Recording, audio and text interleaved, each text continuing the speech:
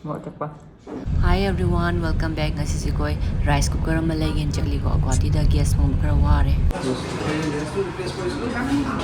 Sidi am chawi.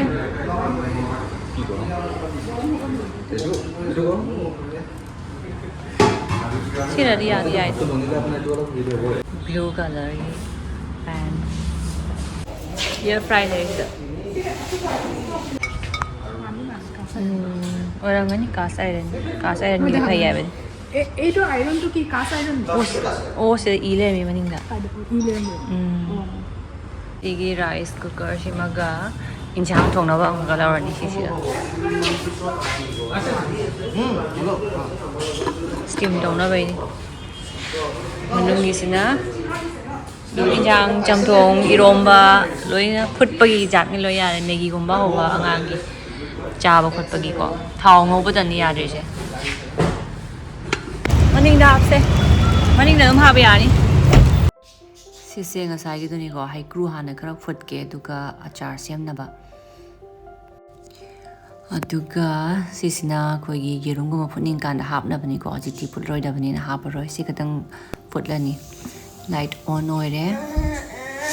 duga nga sisinga thong gi da bani ko ro atoi ba ai dinga thong ba cha da ba yam kui re atoi ba se ku se di yam ba ta ro thong gi ko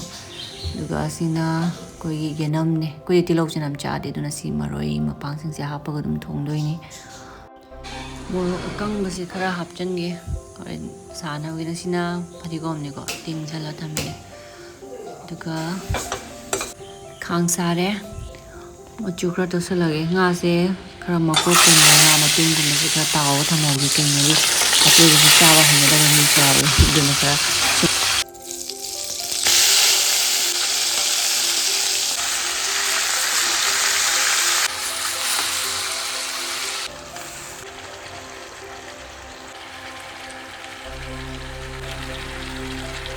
tôi mà là bao hưng đi đang khâu bây giờ thuộc tụ ổn thuộc kì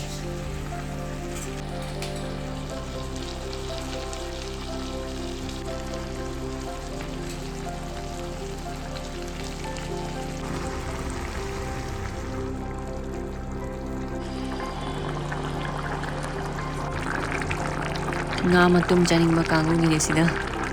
thôi sẽ một rọc gì này khai ra cái hấp chân là ní natin kupsan si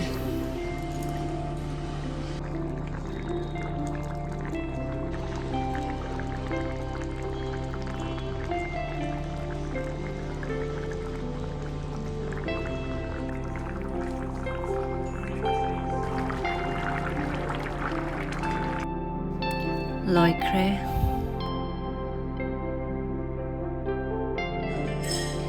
ai đi salad ama yaw da di nuai te dana kidang anh đôi chuyện xem ấy. So guys, rồi nè con. Yang quy mà tuần giờ cha thì mình tôi bị sẽ không để hào cái hào cho su hào đến cha cho mình sẽ.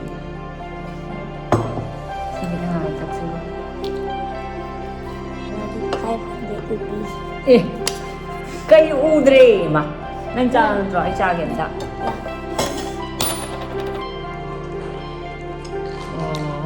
tôi đấy bây giờ mà tum khởi cái yao với sinh đó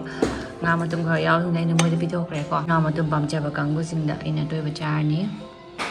smile này white red là cha và sẽ đi ham bám chè có style như vậy đó mình phải hiểu bột đó coi như nó từ từ bò cái này không phải chỉ lâu hay rồi bên nào thì không xí mà tôi là bên nhà maru đi cái đang giàu đấy sai đến còn bôi đi 봐봐 maru làm giàu đấy oh my god trong chạy chứ lâu dài nữa nè thì đây đâu này ngồi cái đống xào bỏ ra này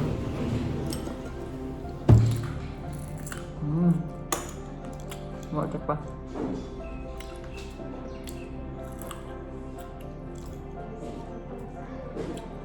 또 사과를 그런 사람들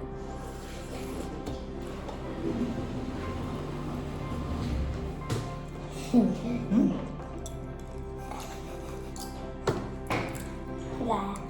야와 nhà điểm bù แล้วก็ให้ปั๊มจะไปริมบุ้ยใช่ไหมกลุ่มจิกก็จับ